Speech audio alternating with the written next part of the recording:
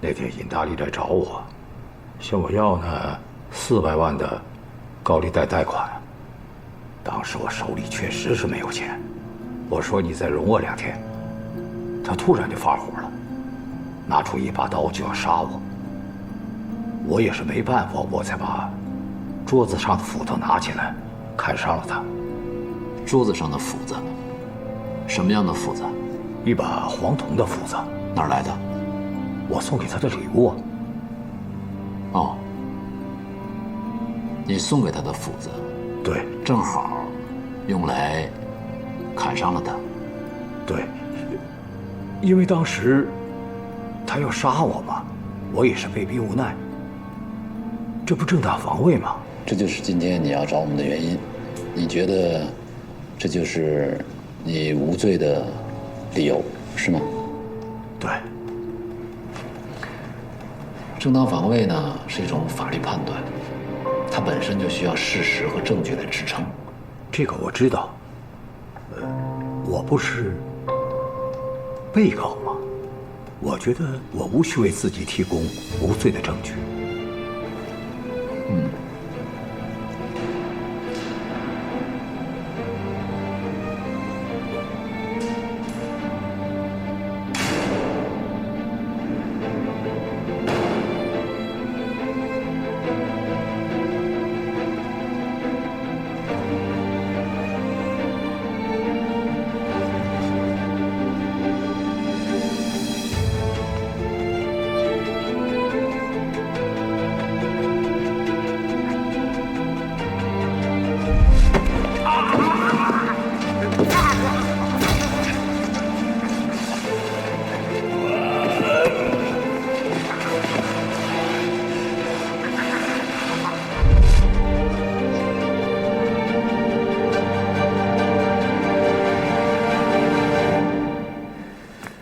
高坚是第一公诉人，怎么样，凯文哥，有信心吗？现在不是考虑有没有信心的时候，而是用什么策略能够做到无罪辩护。无罪辩护？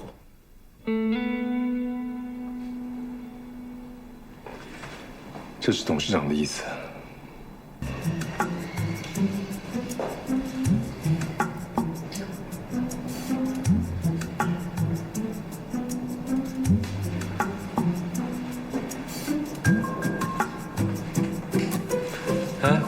好事儿啊，保什么密啊？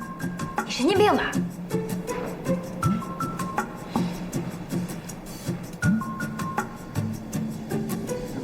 哎，小柔啊，这个卷宗你给高处拿过去吧。你自己去。这是高处要的，我这还有一堆事忙着呢。啊，谢谢，拜托。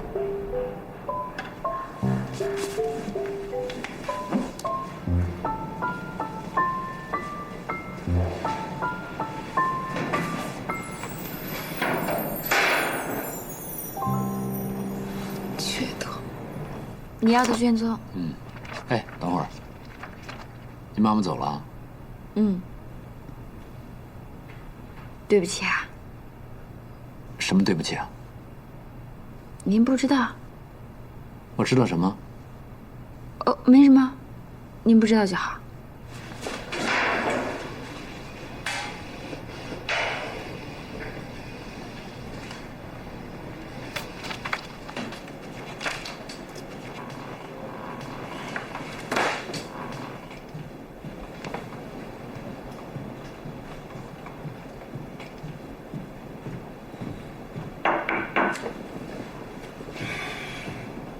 怎么了？老铁家的案子，有辩护思路了吗？铁人光要求无罪辩护，很难。防卫过当比正当防卫更有可能。案子你看了？这案子影响这么大，我能不关注吗？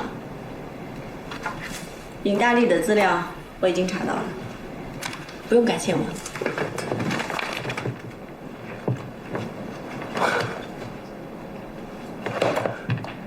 你怎么？分红可以给我多一点。有人把铁荣光杀人案透露给了媒体，这2天舆论的声讨声越来越大，这个案子的影响力真的越来越厉害了。按照法律程序，江东市人民检察院对铁荣光故意杀人一案，向江东市中级人民法院提起公诉。方姐，我想有一个申请，我想让付小柔来做本次庭审的第2公诉人。我可以吗？为什么不可以？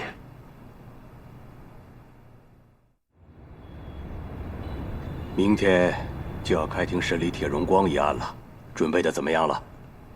这案子是16年前的积案，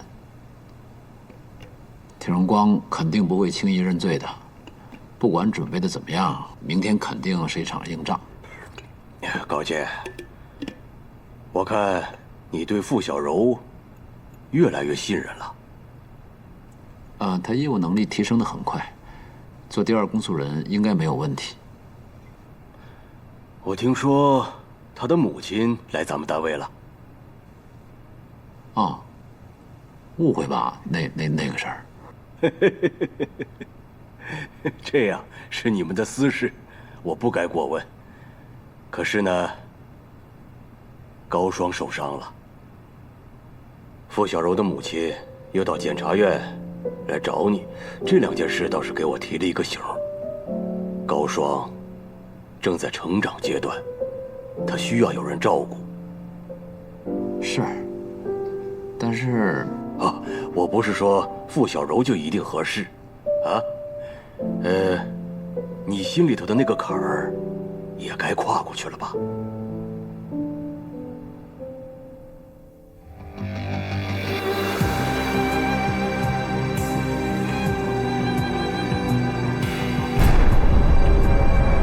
被告人铁荣光故意非法剥夺他人生命，致一人死亡，其行为触犯了《中华人民共和国刑法》第232条。犯罪事实清楚，证据确实充分，应当以故意杀人罪追究其刑事责任。依据《中华人民共和国刑事诉讼法》第172条，本院依法提起公诉，请依法判处。此致江东市中级人民法院。被告人，公诉人宣读的起诉书与你收到的起诉书副本内容一致吗？一致。被告人坐下。对起诉书指控你的犯罪事实认定的罪名有否意见？有。什么意见？我没有杀人。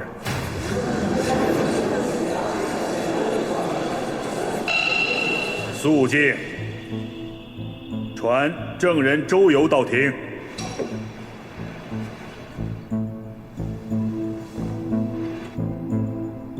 周游是控方证人，请公诉人首先向证人发问。证人周游，你认识尹大力吗？认识。你们是什么关系？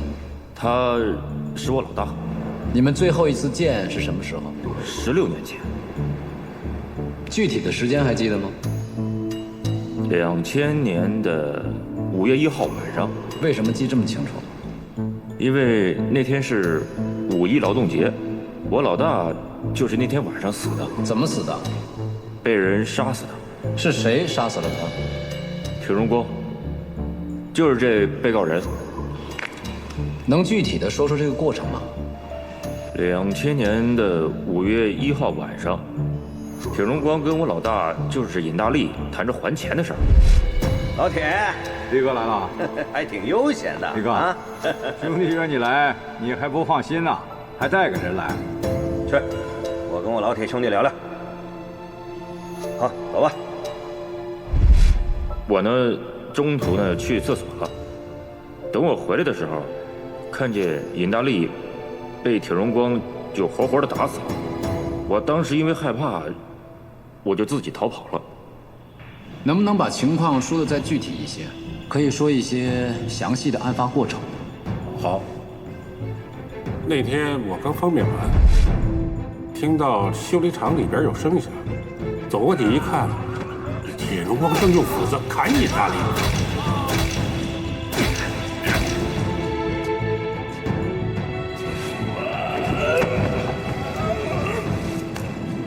尹大力就这样被铁荣光活活的砍死了。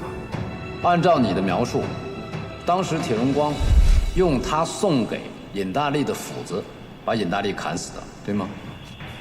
对。铁荣光砍倒尹大力之后，尹大力是什么状态？趴在地上，地面上全是血。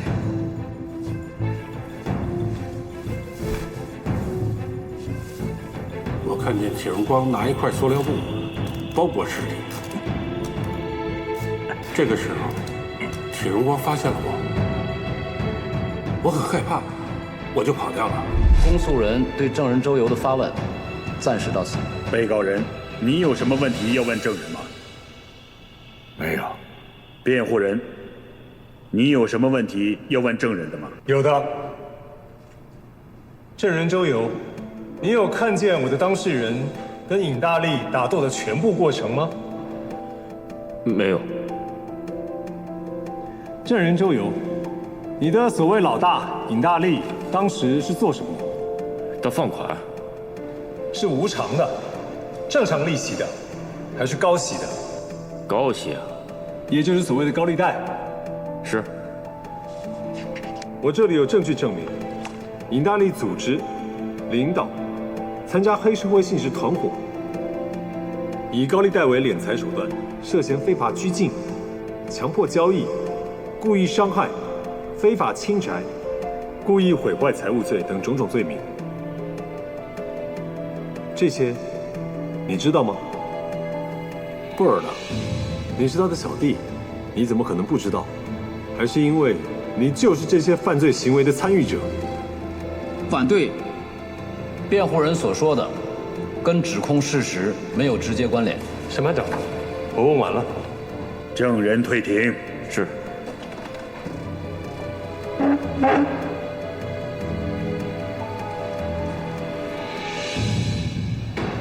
被告人，你对刚才出庭作证的周游当庭证言有什么意见？一派胡言。当时尹大力分明是想拿刀把我杀了，还不还钱？真没有，我拿什么还呀？没钱你就拿命来还！我告诉你，你不还钱，我就杀你，杀了你全家，杀你儿子，杀你全家死光光！还不还？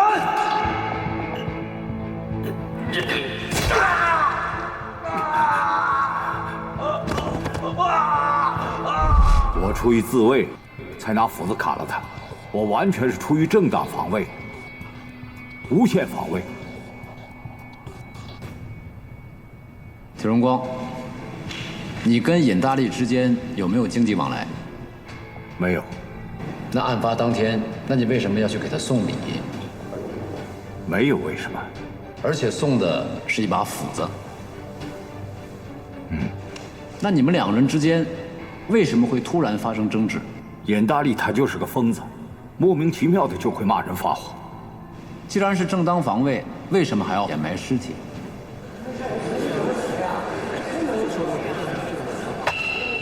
肃静。我想人已经死了，还是应该尽快的把尸体处理掉。一是入土为安，二是我怕别人发现尸体。可是尸体一旦被处理掉，现场就被毁了，那怎么证明你是正当防卫呢？清者自清啊。你用斧子砍了尹大力几下？记不清了。不止一下，对吗？对。用斧子砍人头部，一下就足以致命。如果你是自卫，砍一下就够了，那么后面的砍击又是为什么呢？是啊。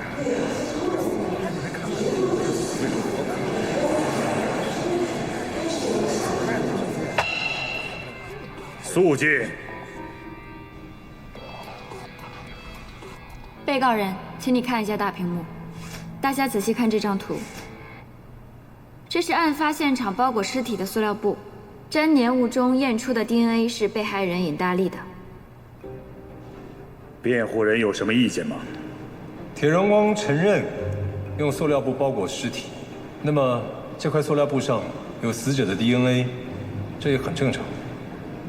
请大家看这个塑料布的细节，在塑料布上有一个缺口，这个缺口的位置正好是死者尹大力面部的位置，并且我们在他的颅骨、口腔内找到了泥土的残留物，这说明他被埋进土里的时候并没有死，而是他需要呼吸，所以他用自己牙齿的力量，奋力的在塑料布上咬出了这么一个小小的缺口。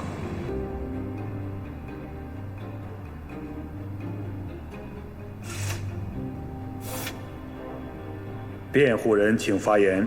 审判长，姑且不论公诉人的推测是否周延，就算的确如公诉人所言，尹大力被埋进土里的时候他还活着，但是公诉人是以什么样的依据来推断我的当事人知道这一点呢？尹大力极有可能在我的当事人从事防卫手段的时候就已经昏迷，进而进入假死状态。我的当事人误以为他已经死亡，所以将尸体掩埋。然后这个时候，尹大力苏醒，咬开塑料布，吃到泥土，窒息死亡。但这个时候，我的当事人已经离开现场，他并不知道这一点。请问，我刚才说的这个情况，公诉人能够排除吗？肃静，肃静。可能所有的人都存在疑惑：尹大力究竟是怎么死的？是活埋导致的机械性窒息死亡，还是被砍后导致的失血性休克死亡？因为尸骨被埋很长时间，我们已经不能准确地确定死者的死亡原因，所以这可能是个永远的谜。但是为什么我们还仍然要指控被告人是故意杀人呢？原因在于，根据现有证据，无论被害人是怎么死的，铁荣光的行为都构成故意杀人罪。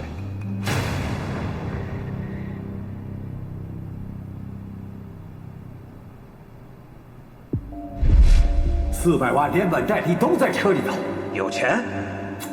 你看看去啊！老铁，你最爱开玩笑了，你呀你呀！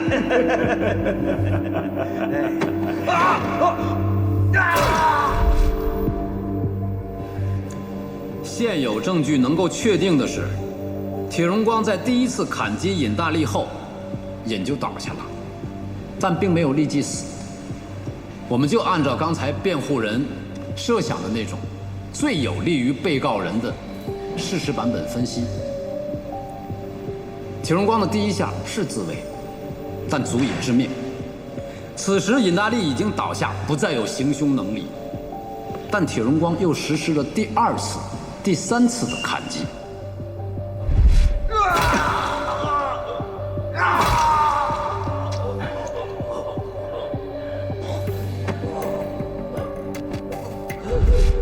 虽然这2次砍击在客观上不足以致命，但是使用斧子连续砍击已经失去防御能力者的头部，这种行为在主观上显然是置人于死地嘛，说明此时被告人已经有了故意杀人的目的。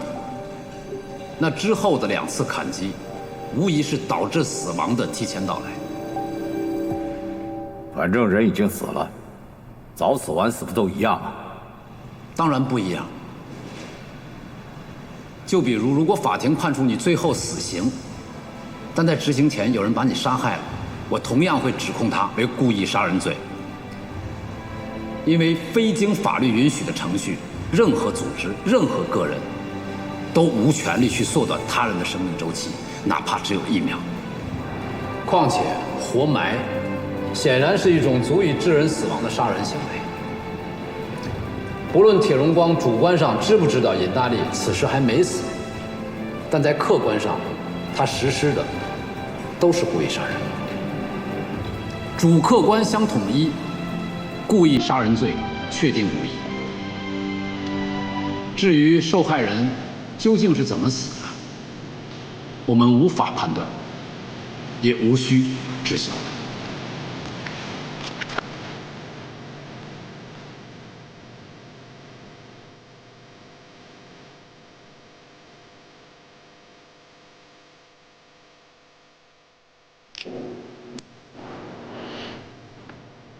被告人铁荣光涉嫌故意杀人罪一案，合议庭将进行合议，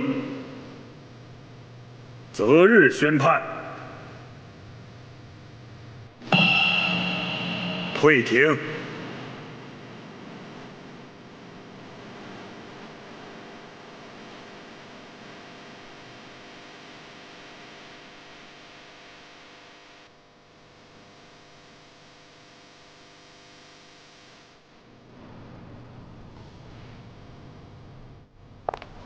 那不是高检察官吗？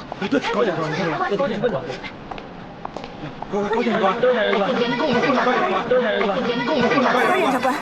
高检察官，请问在整个案件的调查过程当中，我们发现有很多证据都是由检察机关调取的。那么我们的公诉人到底是真相的发现者还是证明者呢？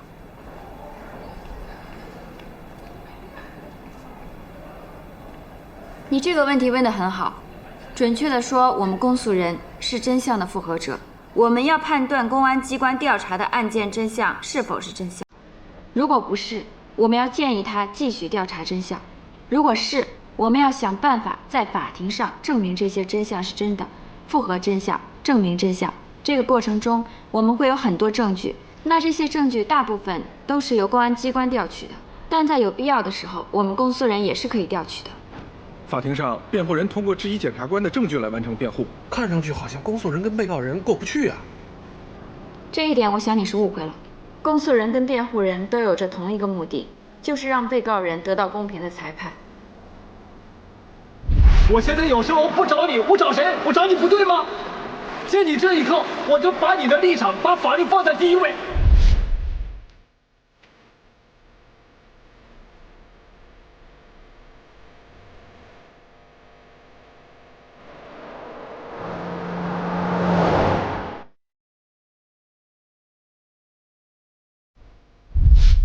你的心情我能理解。我说了，我会查清楚。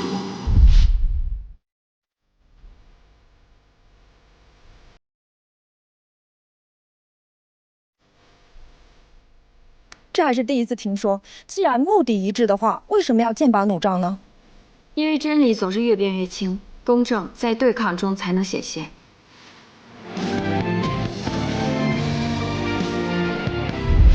这个案子不管什么结果，我都会恨你。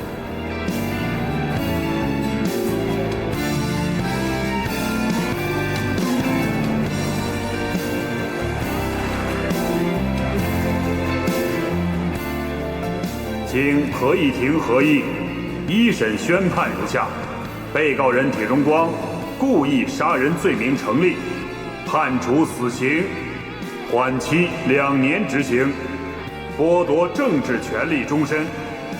如不服本判决，可在收到本判决书10日内，向省高院提出上诉。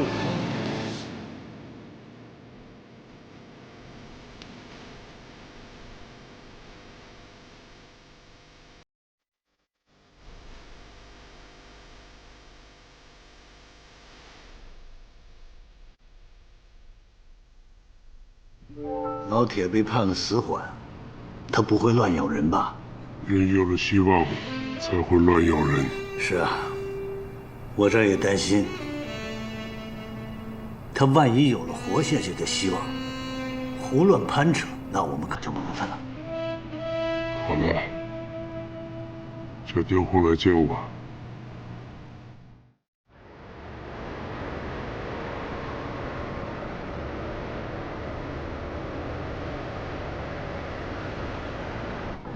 铁荣光当年杀害尹大利，那是原罪。这怪他咎由自取吧。我们银行方面准备以拍卖的形式，把之前贷给江东集团的贷款收回来。我做什么？低价收回他们的股份，在之后的拍卖会上，再低价把江东集团收购回来。我接手江东集团会有什么好处啊？可别忘了，现如今江东集团的主营业务早就七零八落了。你可别犯糊涂啊！铁荣光身后可有不少私产呐。再说，让你接手也不是我的主意，老板要见你。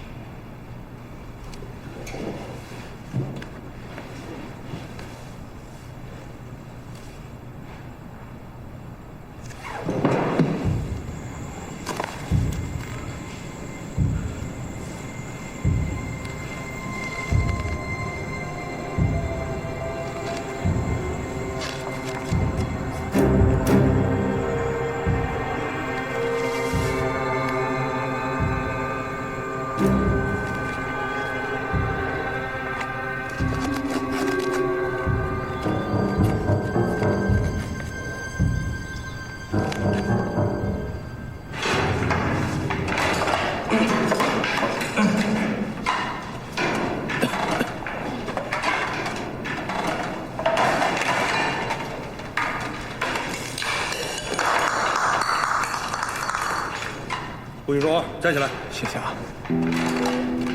回自己座位上去。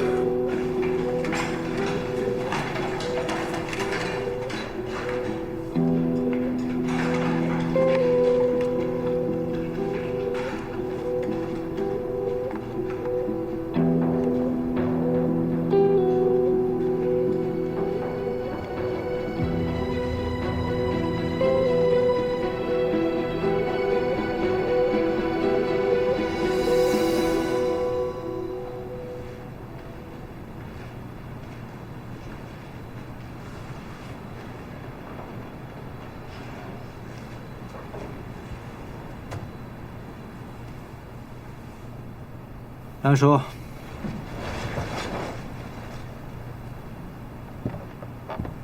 铁力啊，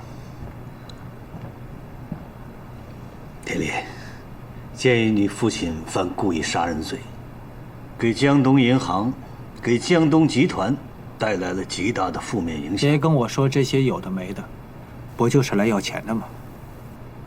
你错了，现在江东集团还值那个价吗？我今天来，不只是要清算江东集团的股份资金，还要收回大乔的决策权。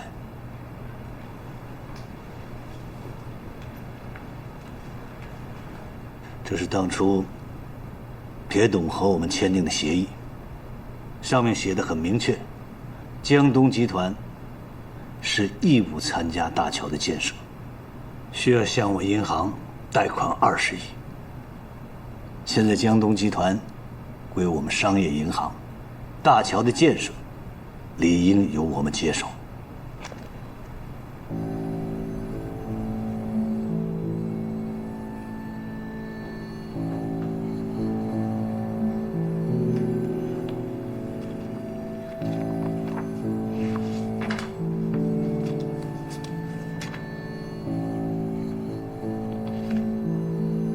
这个得等我的律师过目之后，我才能签。没问题，你先慢慢过目。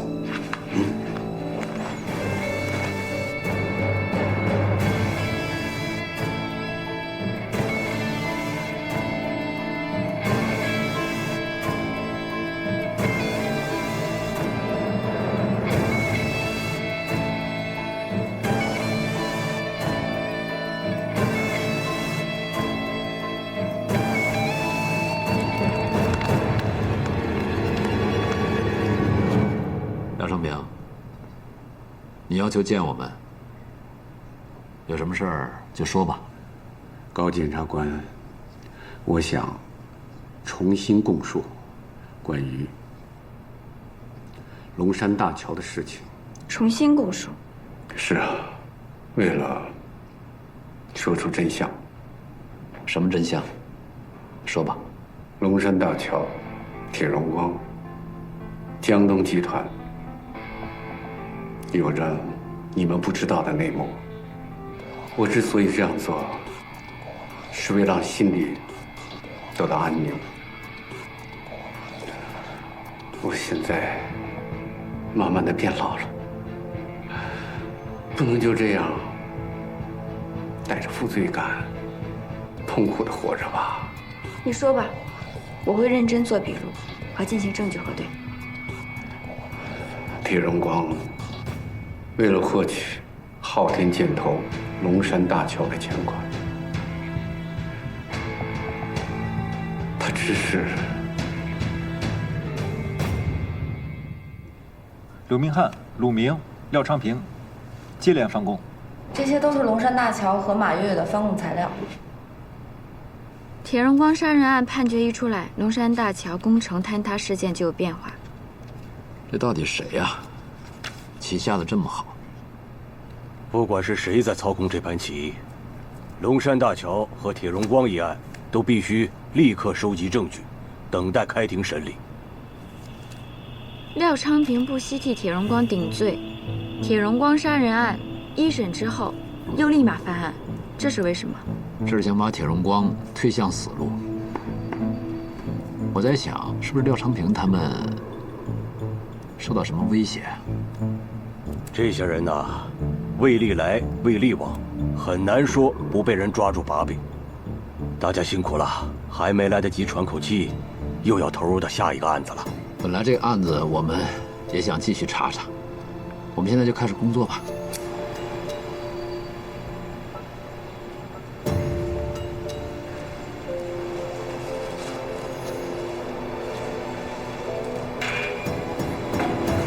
对不起，董事长，没能为您赢得无罪判决。你尽力了。那个，有事啊？刘明翰翻供了，鲁明、廖昌平也相继翻供。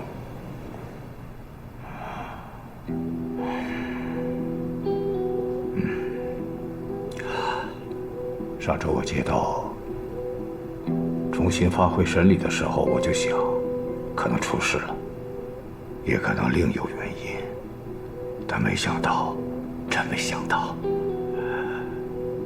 重审期间，检察院会核实龙山大桥工程重大责任事故案跟马月月被杀案，如果认定跟您有关，就会补充起诉，会重新开庭。新建的龙山大桥会受影响吗？江东商业银行行长蓝和培在知道一审败诉的消息之后，立刻就把江东集团抵押赔偿的律师函交到我这儿。现在新大桥已经停工，江东集团的资产也被冻结了。动作这么快？铁力已经知道这个消息，但是他不打算出让江东集团。为什么？他说那是您一辈子的心血。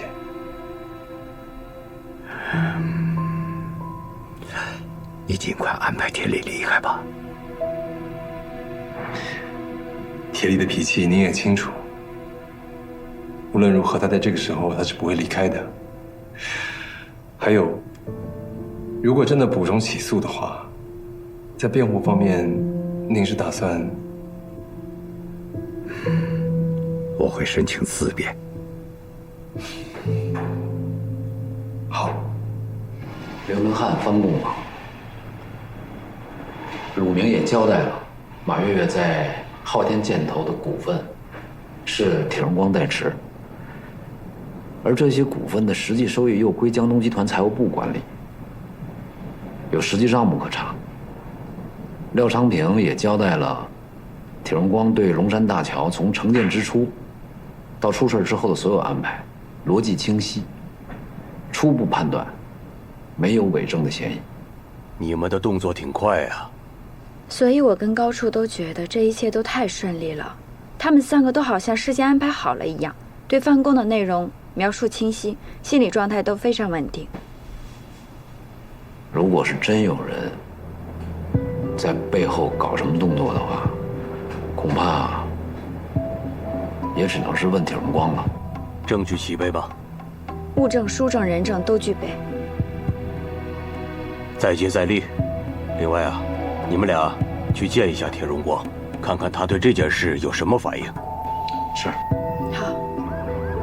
你们这次来是为了那个经济案是吧？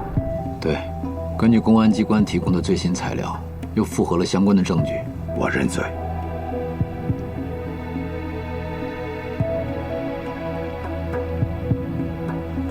我们像这样的见面对话有很多次了，你是第一次这么坦诚的。谢谢你，高姐。那就是有一件事我不明白啊，鲁明、廖昌平都曾经是你最得力的助手，现在他们纷纷翻供，你不觉得这件事儿很蹊跷吗？你是想知道是谁指使他们翻供的是吧？他们翻供的时间太巧合了，我们不能不怀疑这件事儿里面会另有隐情。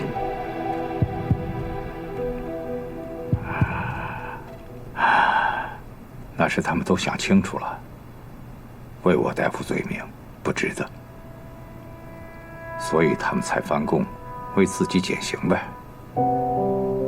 也知道，犯法的人要做到攻守同盟，这是不可能的。人都是为了自己保命，你也不用问了，我会把我的一切，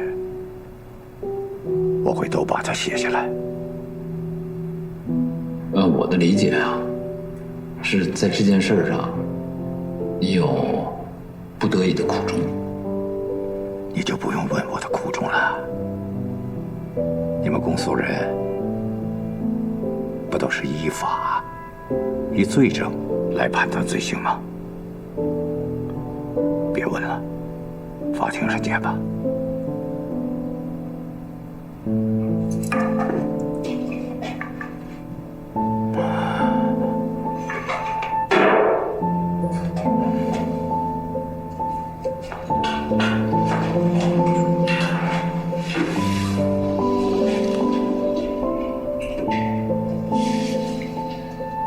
看来铁荣光对今天的局面早有准备。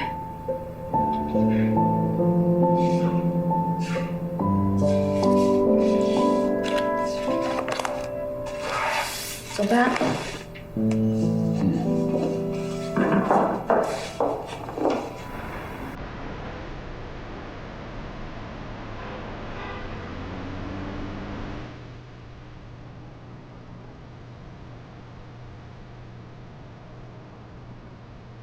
这些年我对您都是坦诚相待啊。我都记着呢。我现在需要您的帮助。我也无能为力，你好自为之吧。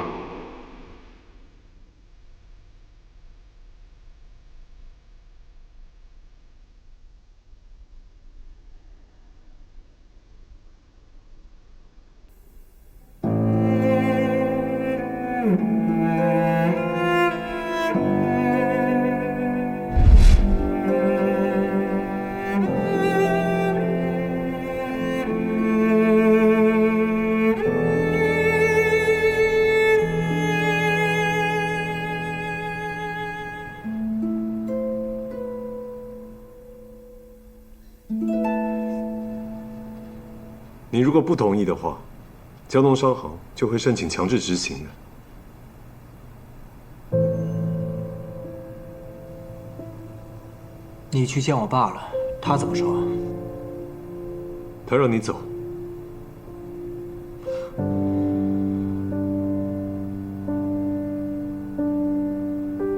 有时候我真想不明白，杀人案的时候，他让我不要管；经济案的时候让我走，一审结束我连见他都不能见。难道在他心里，我真的就是个一无是处、身无长物的笨蛋？你先不要激动，董事长会这么决定，也是为你着想。为我着想就不应该做这些事。凯文，你看刘明翰、陆明，还有廖昌平，都曾经是他的心腹，现在好了，全都反水了，现在又全都翻供了，这是要置他于死地。凯文，你得帮我为他辩护。我建议你听你爸的，而且这个官司我不能打。为什么？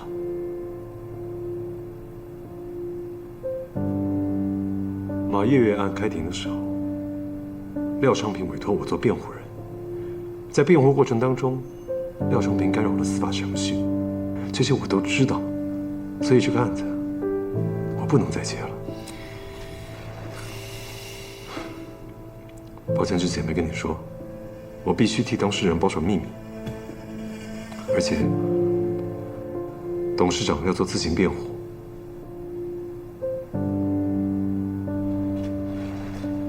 自行辩护。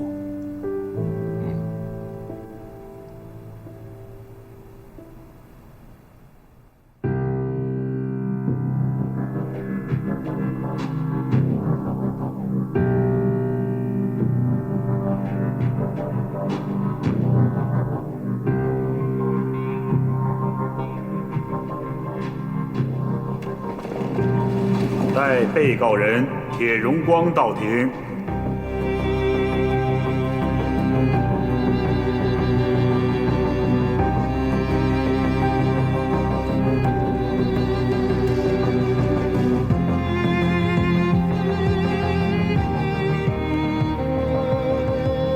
关于被告铁荣光工程重大安全事故罪的事实进行法庭调查。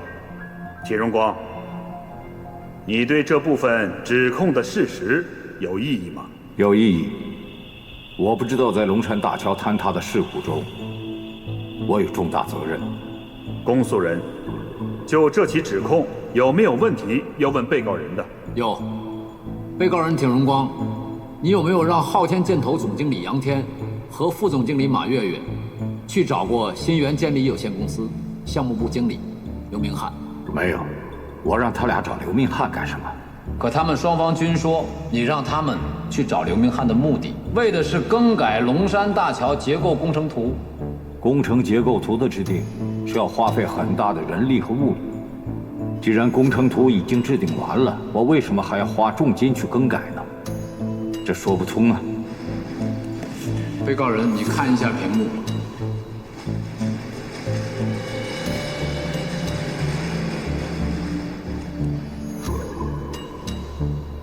龙山大桥工程图先前由市规划局进行设计，相比原设计，更改后的结构图可以减少大桥建设成本的1/3。那这1/3节省的成本在哪儿体现呢？公诉人用什么来证明呢？审判长，首先申请证人鲁明到庭。待证人鲁明到庭。证人坐。证人鲁明，请陈述你在案发时的身份。江东集团财务总监。与被告人是什么关系？他是我的老板。你在江东集团任职有多久了？到现在10年了吧。和被告人的关系怎么样？老板还比较信任我。信任到什么程度？和昊天建投所有的财务往来由我个人负责。昊天建投有没有更改龙山大桥钢结构设计？有。为什么要这么做？节约成本。能节约多少？1亿1000万。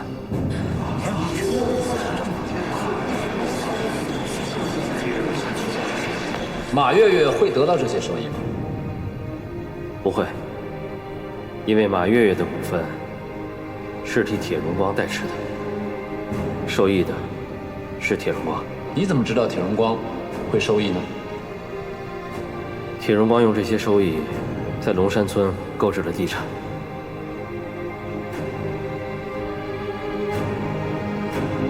审判长，公诉人对证人的发问暂时到此。被告人，你有什么问题需要问证人的吗？需要。鲁明，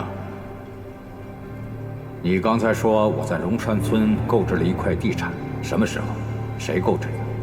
文件的凭证在哪里？我是按照您的指示办理的，文件凭证都交给您了。文件的签署是我吗？不是。那你为什么信口开河说这个地产是我购置的？被告人，注意你的措辞。审判长，我问完了，请证人鲁明退庭。下面申请证人廖昌平到庭。传证人廖昌平到庭。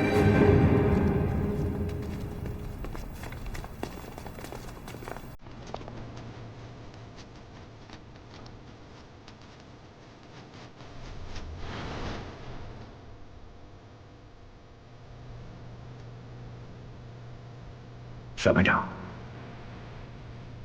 我可以向证人发问吗？廖昌平是控方证人，应该先由公诉人。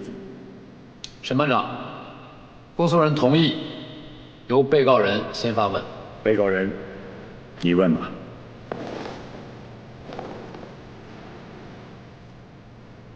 老廖，你要证明我什么？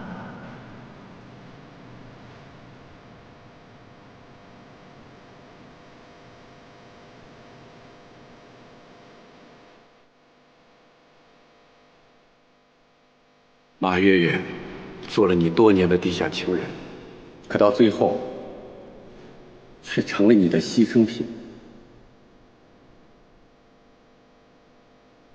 昊天箭头脱离江东集团管理的手续都已经办齐了，你去管理。我行吗？我怕我做不好。我在背后支持你。你对我真好。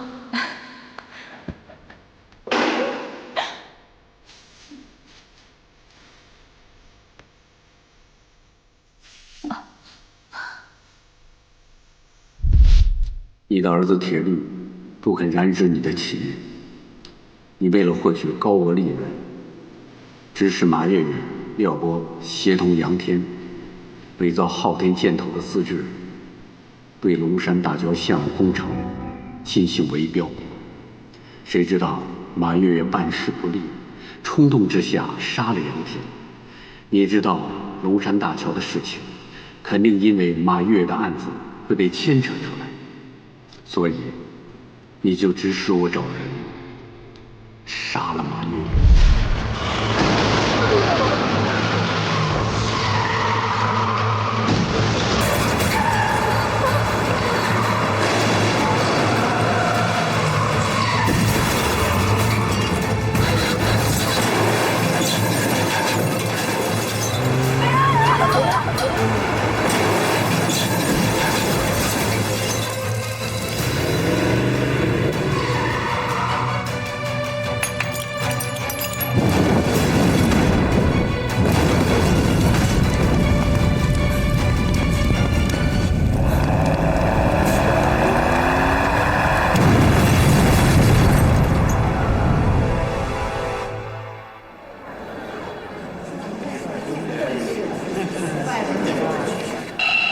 肃静！你说是我指使你杀了马月月，我是怎么指使你的？董事长，以大局为重，骑马好去吧。这句话是你说的还是我说的？如果你忘了我提醒你，这句话是你说的。你还说我让马月月和廖波去围标。廖波跟你什么关系？他是我儿子。围标犯法吗？是犯法。你事先知道这件事吗？知道。知道你为什么不治治他？他是你的儿子，你还看着他知法犯法，那你什么心态？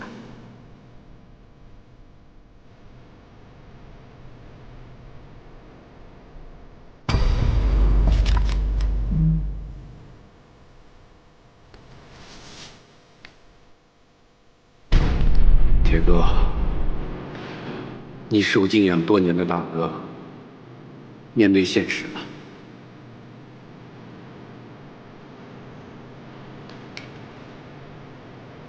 我的问题问完了。审判长，公诉人申请在廖昌平在场的情况下，补充讯问被告人铁荣光几个问题。准许。被告人，你和廖昌平搭档工作有多久了？10几年。这10几年的工作中，你怎么评价廖昌平？被告人，请回答我的问题。可靠。这10几年的搭档工作中，廖昌平有没有违抗过你？没有。廖昌平有没有背叛过你？没有。在你决定的事情，廖昌平有没有过不同意见？没有。你指挥马月月、廖波围标的时候，他有没有不同意？没有。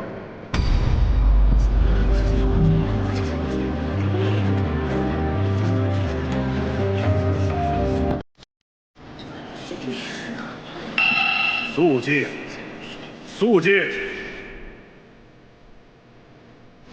他为什么没有阻止自己的儿子参与你的非法操作？被告人，没有任何一个父亲会眼睁睁地看着自己的孩子去违法犯罪。他到底为什么？你难道不清楚吗？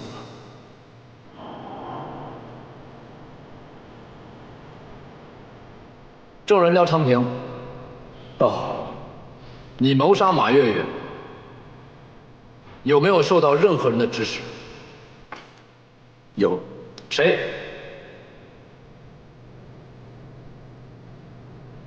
铁荣光。是谁执行的？最近有些事情，你就让他去办。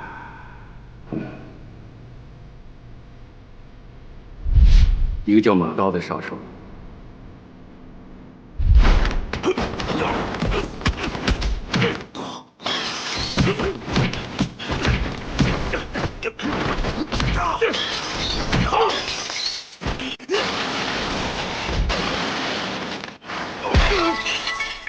马刀现在在什么地方？龙山大桥垮塌以后，我作为第一责任人就被刑事拘留了。马刀现在的去向，我不知道了。审判长，我问完了，请廖昌平退庭。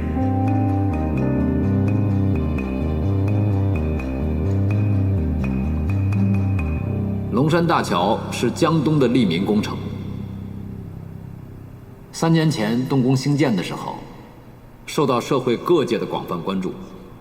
铁荣光竟然弃安全于不顾，只为追求高额利润，拿到高额回扣，擅自更改结构工程图，造成龙山大桥垮塌严重，致使4名警察和1名犯罪嫌疑人死亡。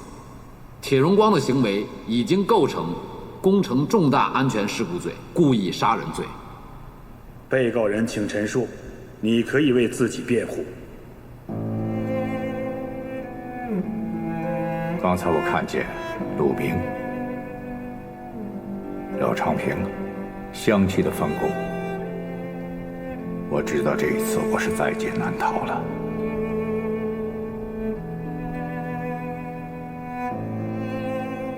16年前，我杀了尹大力，早就应该服刑。龙山大桥的坍塌和马月月的死，我都负有直接的责任。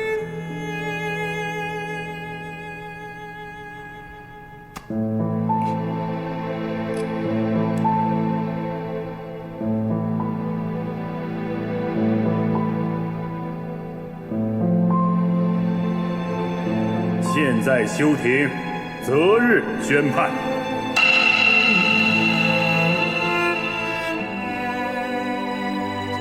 江东市中级人民法院对被告人铁荣光以故意杀人罪、工程重大安全事故罪判处死刑，缓期2年执行，剥夺政治权利终身，并处没收个人全部财产的刑事附带民事责任。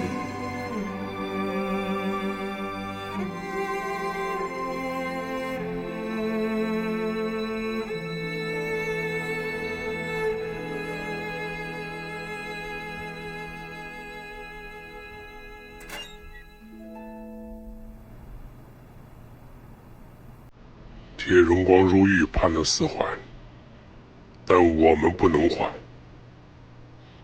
您的意思是丁红？抓紧行动，必须家暴我。好的，我明白。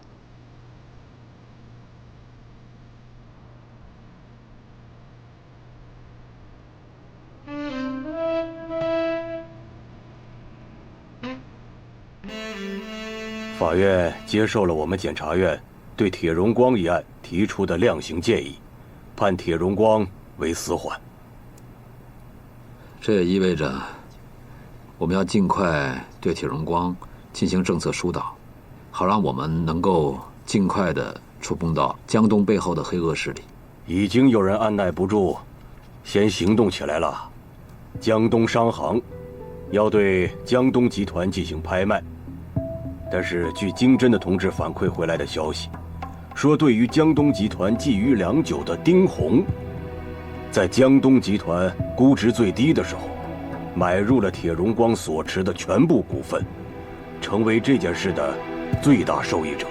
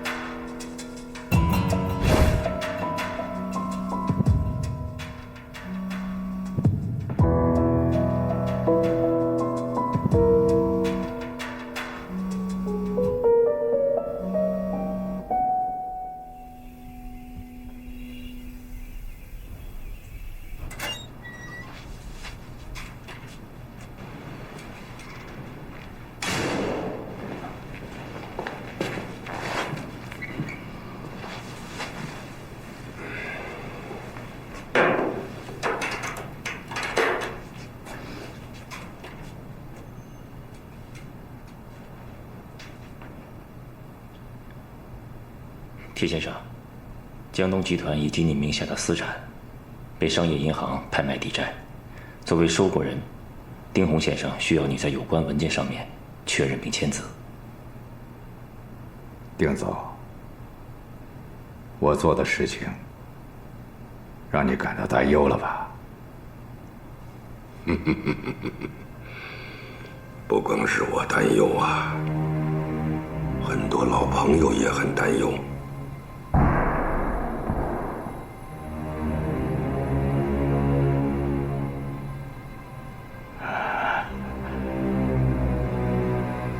我知道了。做什么鱼？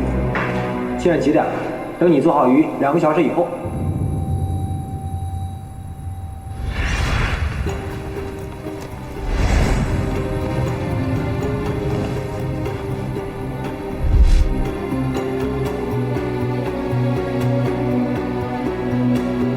我儿子怎么样？他很好，他每天吃饭、跑步、游泳、睡觉、喝酒，生活得非常规律。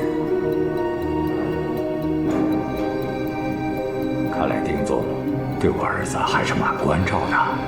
这还不是取决于董事长您吗？明白。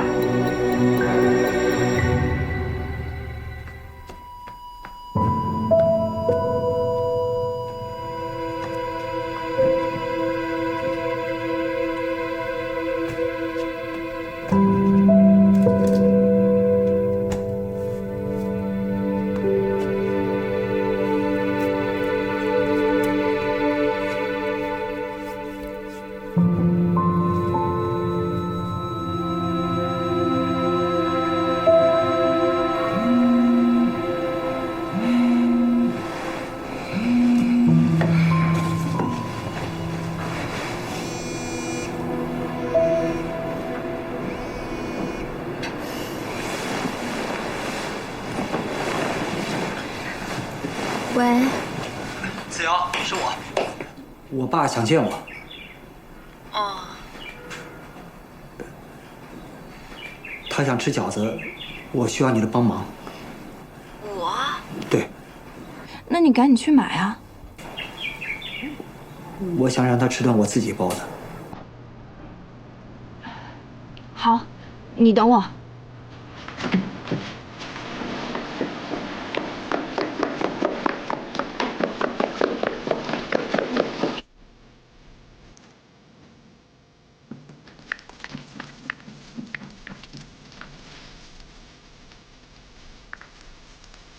好了，一切准备就绪，开始包。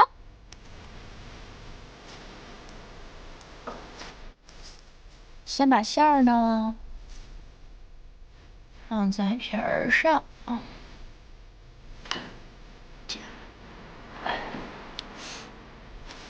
馅儿是不是多了？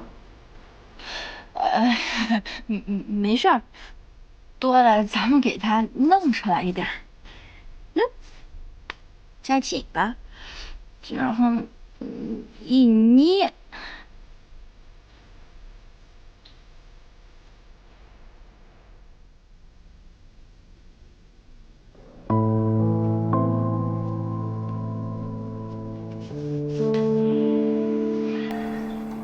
我妈去世后，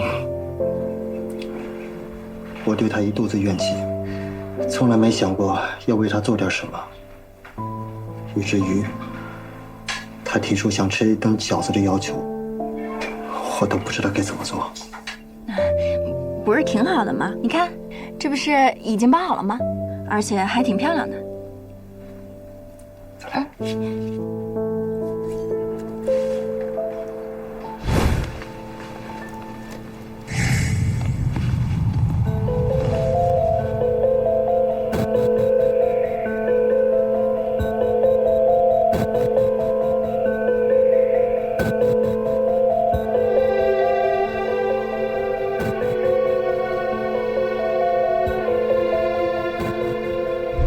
我儿子怎么样？他很好，吃饭、跑步、游泳、睡觉、喝酒，生活得非常规律。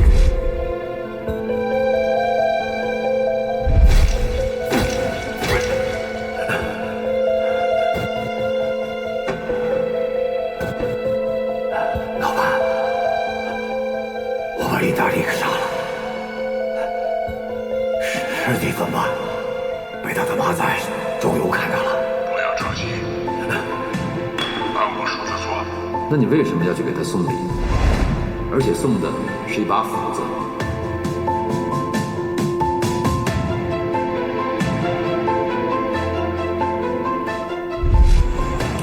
铁哥，你是副经验多年的大哥，面对现实吧。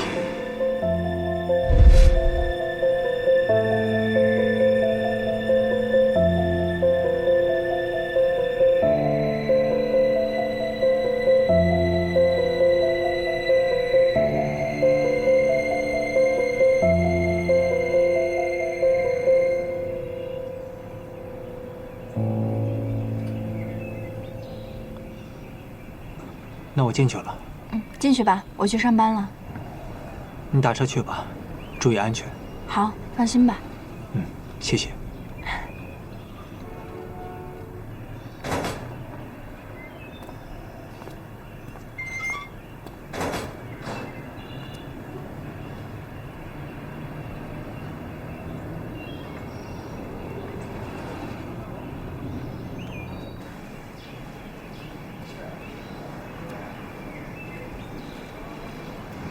你好，请出示您的证件。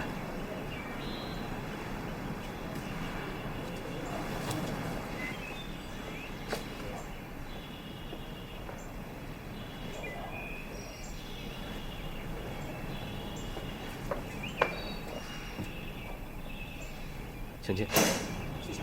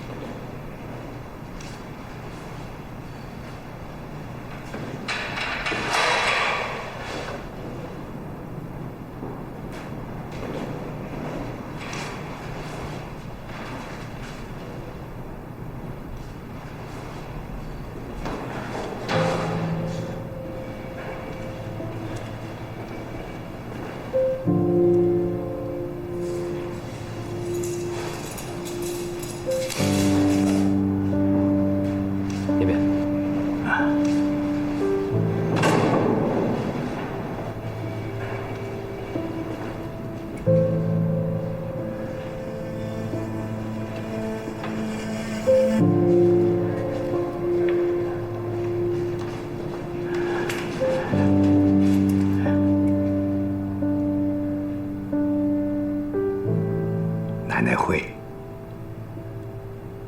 好看不？昨天我做了个梦，我就把它染灰了。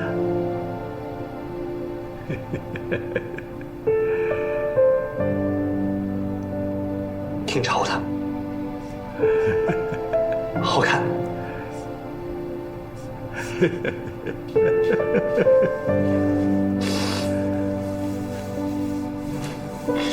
饺子，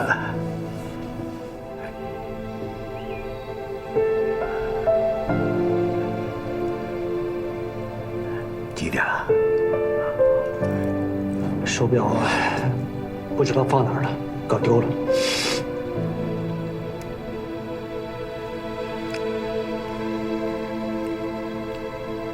好吃，自己包的吧？你什么时候学会包饺子了？啊，我儿子都学会包饺子了，看来我这监狱没白蹲呐。我要是在这儿多待些日子，你是不是连孙子都让我看见了？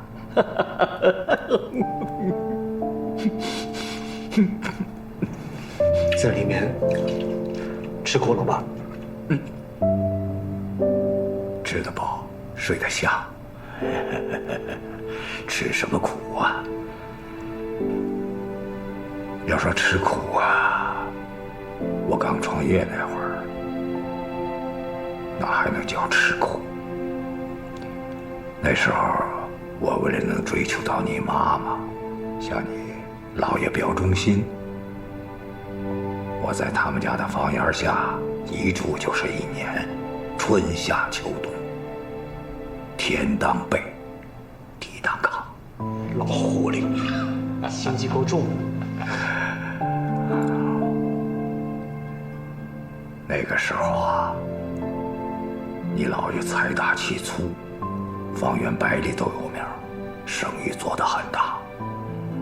我呢，那时候就想借你姥爷的影响，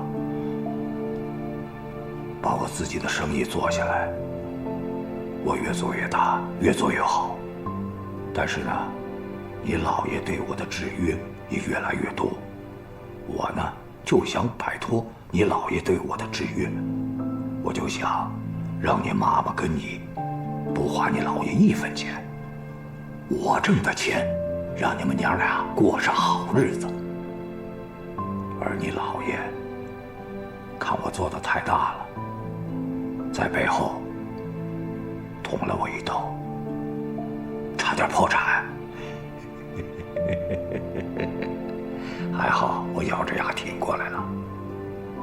这件事儿啊，其实你妈妈从头至尾都知道，但是她没有阻拦你姥爷。我知道以后我非常的生气，我就说啊，你就是不为了我，也为了咱儿子，是不是也应该劝劝你爸呀？我说万一我有个三长两短的话，儿子怎么办？你妈妈跟我说，哎，你要是真的出了什么事儿啊，儿子他姥爷一定能管。我从那以后我才知道，你姥爷这么多年从来没把我当过家里人，知道吗？所以你也没把我妈当成你的家里人，对吧？这是我的错，心胸太狭隘那时候。可是我也想过这件事。你说你妈一个弱女子，她不敢跟你姥爷说呀，跟我说，就我那脾气，她怕我冲动啊。年轻的时候我脾气特别不好。后来我也想明白了，责任在我，我是她丈夫，我没有让她对这个家庭、这个丈夫建立起信任，那不是我的错是谁呀？后来慢慢随着年龄的增长，我就明白了，人这一辈子，什么最重要？家人。你一定要记住，不管以后你有多大的富贵，有多大的财富，首先你要善待你的朋友，善待你的亲人，尤其是家里人呐，那才是自己一辈子的财富。爸呀，是想交给你一个干干净净的江东集团，没想到阴差阳错的把这事情搞成现在这个样。以前可能你总是想我呀，好像你在我的心里头一天就是无所事事，吃喝玩乐，典型的一个纨绔子弟。爸真没那么想过。其实爸一直觉得你是个男子汉，你在爸的心中一直是一只雄鹰，不是风筝。爸一直以你为骄傲。可能以前我管你管得太多了，我要少管你一点，可能你会发展得更好。这都是爸爸的错啊！你看看，小时候就愿意哭，遇到什么事就哭，一个男子汉眼窝子别那么浅。听爸的，男人这一辈子，你会遇到过很多沟沟坎坎，甚至有时候你都过不去。但是作为男人，牙掉了要咽到肚子里，胳膊折了要放在袖子里，永远要抬着头看路。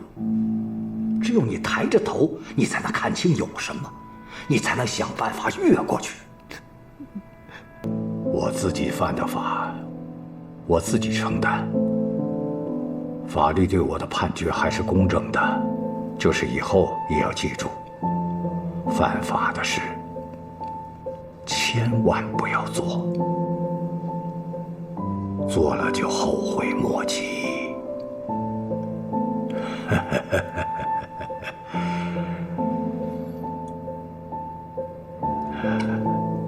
抽时间去看看你廖叔，你也别怨他，他也是迫不得已。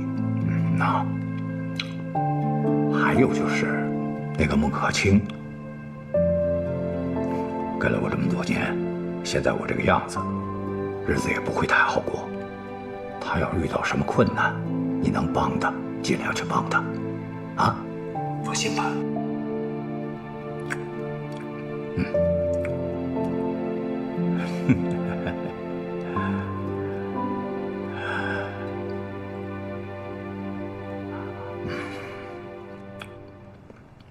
好吃，好吃。饺子也吃了，儿子也看见了，心满意足。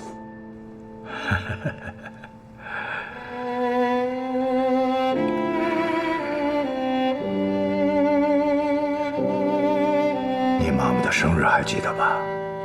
千万别忘了，啊！我记得。啊！想吃饺子了，就让他们给我打电话。还有，一定别忘了吃药。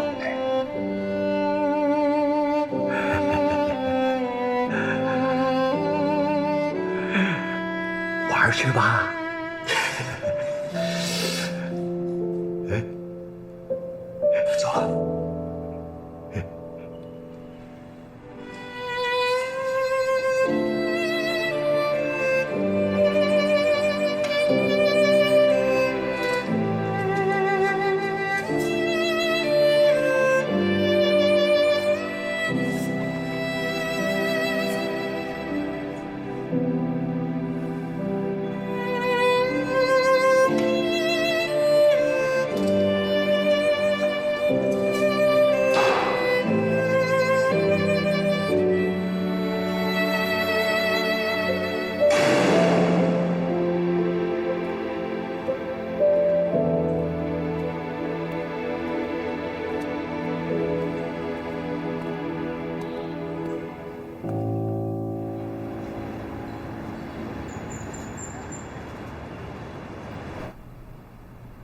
江东商行要对江东集团进行拍卖，从他们双方签订的协议和程序上看，没有什么问题。但是据经侦的同志反馈回来的消息，说对于江东集团觊觎已久的丁红，出价是最少的一个。江东集团是一个股份制公司，那其他的股东会愿意把经营权交给一个完全不熟悉的陌生人吗？这个丁红啊，很有办法。他从江东商行购买了铁荣光的全部股份，摇身一变成了江东集团的大股东。随之而来的就是借着江东集团易主，主导舆论方向，让估值提升，股东受益。丁红的这一招不算高明，但步步稳健。高处，公安局的马队找您。房间我去一趟。去吧。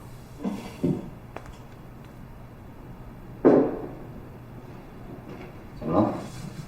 周游死了。怎么死的？周游因为犯有包庇罪，敲诈铁荣光入罪。在配合调查铁荣光的外围调查的时候，我摸查了周游的社会关系。社会关系极其简单，父母双亡，亲戚早已断了联系。在电话的通话清单里，发现了几个无记名电话。就在这节骨眼上，监狱打电话来说，人死了。你怀疑是人为的？监狱方面的反应说，周游身体不适有段时间了。医生检查结果是他长期饮用街头上销售的自酿酒，甲醇、重金属含量严重超标，怀疑是慢性中毒引发的死亡。这肯定不对。我们调查过周游，他在牢里待了10年，出来1年，1年的时间就因为饮酒导致死亡，这说法太荒唐了吧？太荒唐了，肯定有问题。可关键是，人死了，线索断了，查，能留下多少线索就查多少。行，我随时跟你沟通吧。还有，我问你一事，铁荣光案子的调查，你们那边都谁知道？我、小翟、小韩，3人为主。这样啊，我们来调整一下调查策略。正好借着周游死这事儿，你把调查转为暗中查访，我这边继续大力取证。我就是觉得总是有人走在我们前面，对我们的行动规律很了解。还有，通过现有证据可以认定，杀害马月的凶手叫马涛。我知道了。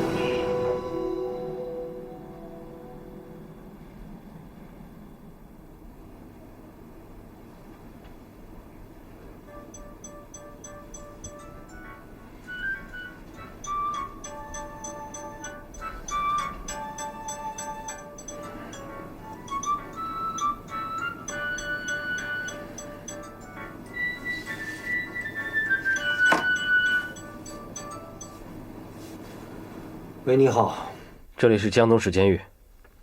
哎，你好，怎么了？铁荣光出事了。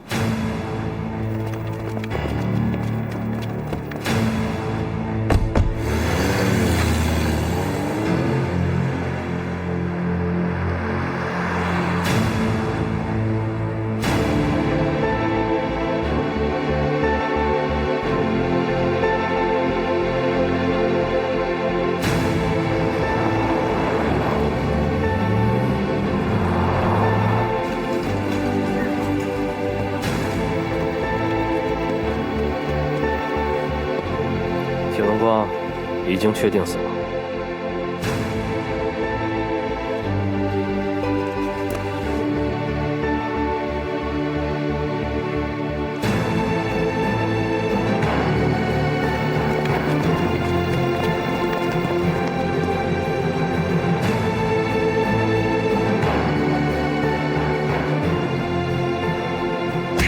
哎，你干什么？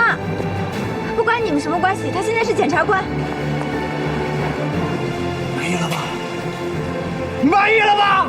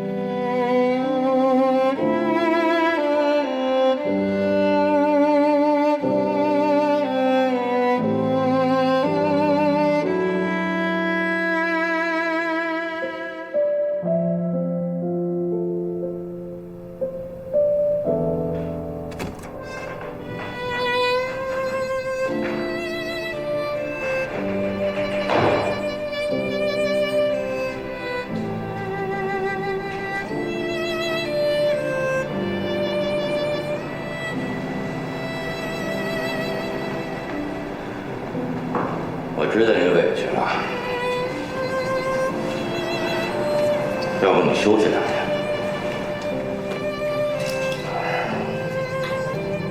先喝口水。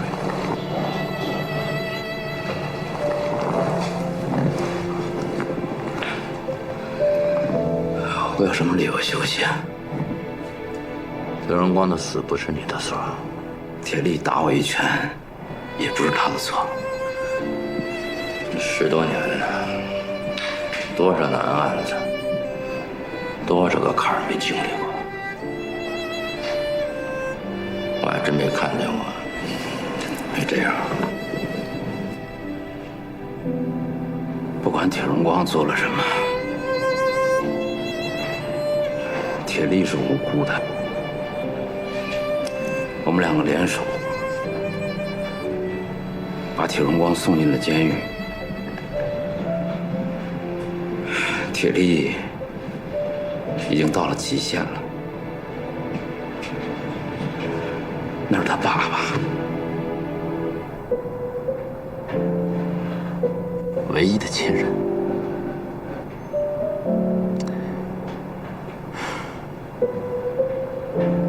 现在他在监狱里面去世了。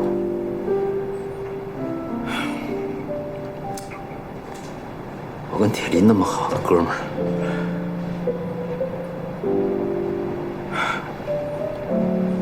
不管怎么样，我都欠他一个交代。这是个事故，监狱长，当天值班的全都撤职了。我们不光欠铁力一个交代，还欠那些被撤了职的人一个交代。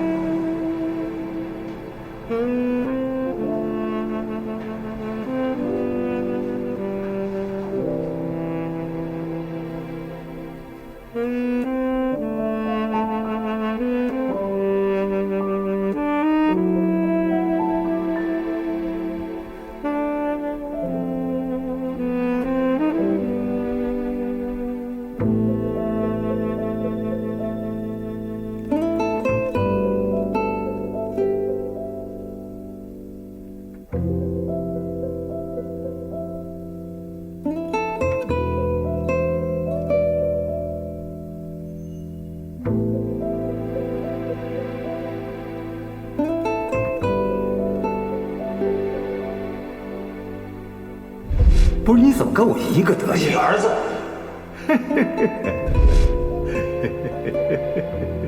我要是在这儿多待些日子，你是不是连孙子都让我看见了？